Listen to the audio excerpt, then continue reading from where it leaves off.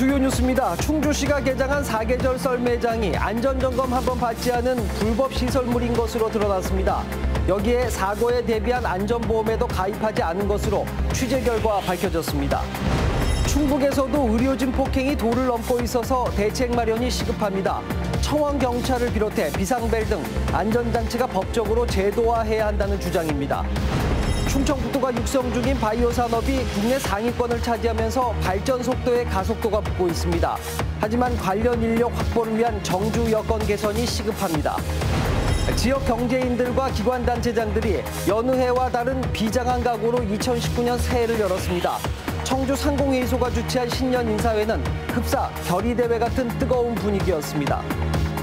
안녕하십니까. 목요일 밤 CJB 8시 뉴스 시작합니다. 충주시가 겨울을 맞아서 사계절 썰 매장을 개장했는데요. CJB 취재 결과 안전점검은 한 번 받지 않은 불법 시설물이 대부분이었습니다. 더욱 황당한 사실은 사고에 대비한 안전보험에도 가입하지 않았다는 점입니다. 장원석 기자입니다. 지난달 문을 연 충주 사계절 썰 매장입니다. 100억 원을 쏟아부은 탄금호 물놀이장이 한 해 2달밖에 사용할 수 없어 예산 낭비 논란이 일자 충주시가 고육지책으로 내놓은 임시 시설입니다. 하지만 썰매장은 개장 엿새가 지나도록 법에서 규정한 어떠한 안전점검도 받지 않았습니다. 높이 10m가 넘는 썰매 슬로프를 타면서도 혹시 모를 사고 위험에는 무방비로 노출되고 있습니다. 나머지 놀이기구도 신고조차 안 된 무허가 시설입니다. 안전점검, 현장점검을 늦게 하게 됐습니다. 만약에 법적인 문제가 있다면 과태료도 행정조치하겠습니다. 더욱 황당한 사실은 사고에 대비한 안전보험에도 가입하지 않았다는 점입니다. 안전점검이 철저하게 이루어지지 않은 상태라면 이 부분이 다시금 실시가 되고 난 뒤에 다시 개장을 하는 것이 마땅하다라고 봅니다. 사정이 이런데도 충주시는 크게 문제될 게 없다는 입장이어서 안전사고에 대한 불감증을 그대로 보여주고 있습니다. CJB 뉴스 장원석입니다. 정신과 의사가 환자가 휘두르 흉기에 찔려서 숨지는 안타까운 사고가 있었습니다. 충북에서도 의료진 폭행이 빈번하게 발생하고 있어서 이들을 보호하기 위한 제도 마련이 시급한 과제가 되고 있습니다. 김기수 기자가 취재했습니다. 지난달 31일 강북 삼성병원에서 근무하던 임세원 교수가 흉기를 들고 찾아온 박모 씨에게 피살당했습니다.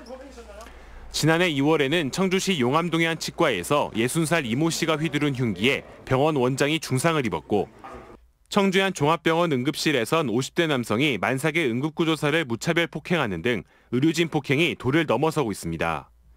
문제는 환자가 이렇게 돌발 행동을 할 경우 의료진들은 마땅한 대책이 없다는 겁니다. 진료거부권이 일방적으로 아예 없기 때문에 그런 뻔히 문제가 예견되는 환자들에 대해서도 무작정 진료를 해야 되는 현실적인 문제가 있습니다.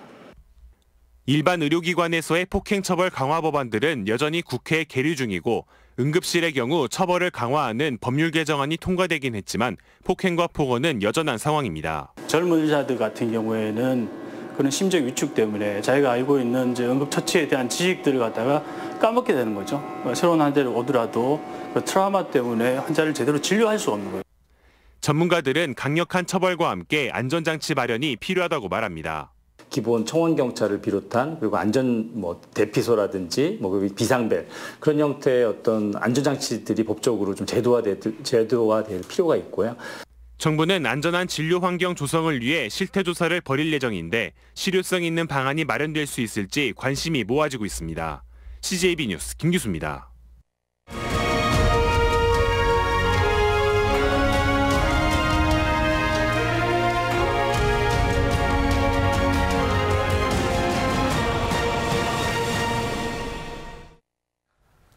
네, 충청북도가 전략적으로 육성 중인 바이오 산업이 전국에서 최상위권의 경쟁력을 갖춘 것으로 나타났습니다. 하지만 고급 인력 비중은 경쟁 도시보다 상대적으로 떨어진다고 합니다. 그 이유를 구준혜 기자가 취재했습니다. 치과 재료와 생체 분해성 봉합사를 생산해 90% 이상을 수출하는 중견 기업입니다. 2008년 코스닥 상장 후 매년 흑자를 기록할 정도로 충북을 대표하는 바이오 기업으로 성장했습니다. 바이오 산업이 이제 좀 유망한 그런 업종에 속하기 때문에 저희도 그런 것에 힘을 입어서 열심히 매년 노력하고 있습니다. 충북의 전략산업인 바이오 산업 규모가 전국 최상위권에 올랐습니다. 산업통상자원부와 한국바이오협회가 2017년을 기준으로 조사한 결과 충북 바이오 기업의 생산 규모는 1조 8,800억 원으로 국내 생산의 18.7%를 차지해 경기도에 이어 전국 2위에 올랐습니다. 바이오 산업 인력은 7,800명으로 역시 전국 2위를 차지했고 기업 수 78개, 연간 투자 규모 3,400억 원으로 각각 3위를 기록했습니다. 경제 규모가 상대적으로 작은 비수도권 지역임을 고려할 때 괄목할 만한 성과입니다. 전략산업으로 일찌감치 선정을 했던 게 가장 큰 이유인 것 같아요. 그렇게 하면서부터 이제 산업단지 육성이라든가 천북단지 지정, 그만한 기업들 유치가 같이 다 맞물렸던. 그러나 과제도 있습니다. 전체 바이오 인력은 전국 2위지만 박사와 석사의 비중을 살펴보면 4위로 떨어져 주요 경쟁 지역 가운데 가장 낮았습니다. 대다수 바이오 기업이 몰려있는 오송의 경우 정주 여건이 열악해 고급 인력 확보에 어려움을 겪고 있는 게 현실입니다. 이 때문에 도내 바이오 기업 가운데 수도권에 별도의 연구소를 두는 기업도 적지 않습니다. 충청북도가 오송에 구상하고 있는 세계 3대 바이오밸리 건설을 위해서라도 고급 인력 확보를 위한 정주 여건 개선이 시급한 과제로 떠올랐습니다. CJB 뉴스 구준혜입니다. 다음 뉴스입니다. 지역 경제인들과 기관 단체장들이 여느 해와 다른 비장한 각오로 2019년 새해를 열었습니다. 청주 상공회의소가 주최한 신년 인사회는 흡사 경제 실현 극복을 위한 결의대회 같은 뜨거운 분위기였습니다. 조상우 기자입니다.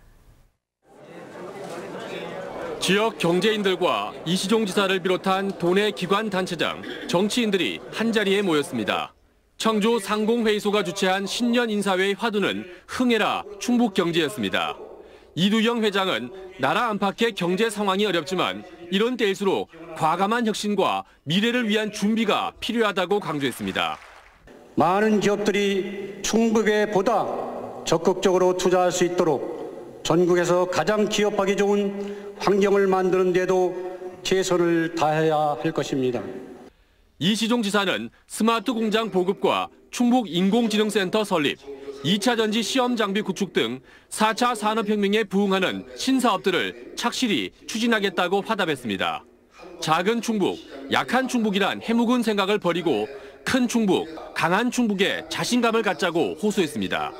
미래로 세계로 나갑시다. 강호 측이 유라시아 대륙으로 진출하는 강호 대륙의 큰 꿈을 우리 모두 함께 그려 나갑시다. 올해 신년 인사회는 황금돼지의 덕담을 주고받는 차원을 넘어 경제 위기 극복을 위해 다 함께 힘을 모으는 결의의 장이 됐습니다. 올해 창립 100주년을 맞은 청주 상공회의소는 새로운 100년도 지역 경제 발전을 견인하는 대표 경제단체로 역할과 소임을 다하겠다고 밝혔습니다. CJB 뉴스 조상우입니다. 충주 상공회의소도 조기령 충주시장 등이 참석한 가운데 신년 인사회를 가졌습니다. 강성덕 충주 상임회장은 현대모비스의 투자 발표와 서충주 신도시의 산업단지 개발 등 모처럼 맞은 충주 발전의 기회를 살릴 수 있도록 지원에 최선을 다하겠다고 말했습니다.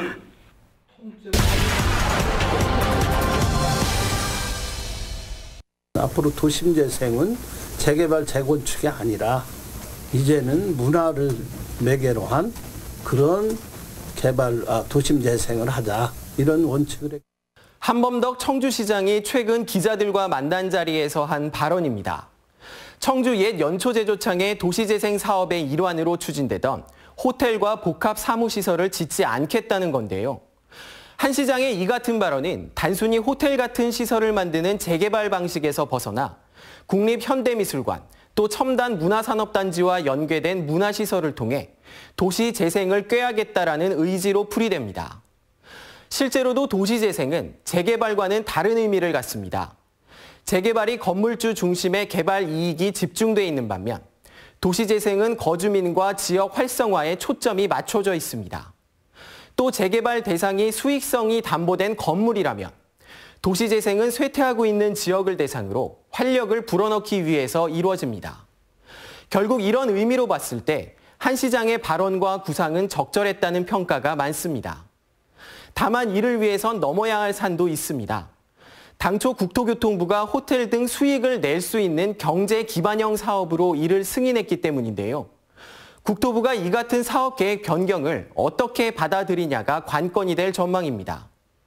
청주시도 이를 의식해서 연초제조창 인근의 호텔 등 시설 대체 장소를 물색하고 있는데 이 장소의 시설 유치를 위한 민간 자본을 얼마나 끌어올 수 있느냐가 남은 과제입니다.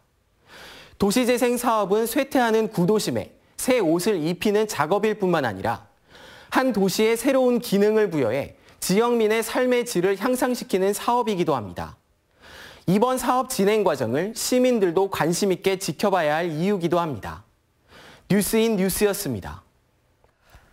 한편 한범덕 청주시장의 문화를 매개로 한 도심 재생 발언과 관련해서 충북 청주 경실련이 보도자료를 내고 환영의 뜻을 밝혔습니다. 경실련은 청주 옛 연초제조창 도심 재생 사업은 경제 기반형이 아닌 문화산업을 중심으로 진행돼야 한다며 이같이 밝혔습니다. 이어 청주시와 전문가, 문화계와 상인회 등 각계각층이 함께 참여하는 민관협력기구를 구성할 것을 촉구했습니다. 도내 초중고등학교의 1월 방학과 졸업식이 대세로 자리 잡아가고 있습니다.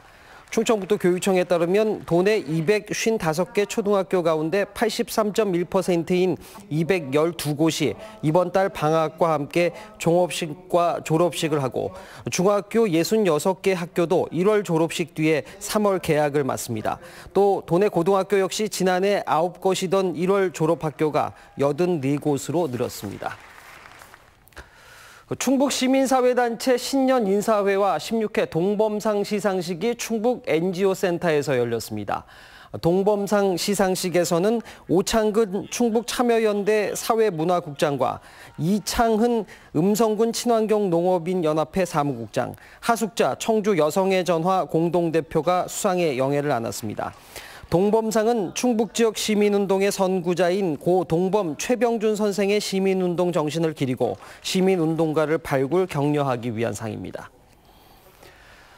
천태종 총본산인 단양 구인사를 창건한 상월 원각대조사의 탄신 107주년 봉축 법요식이 봉행됐습니다.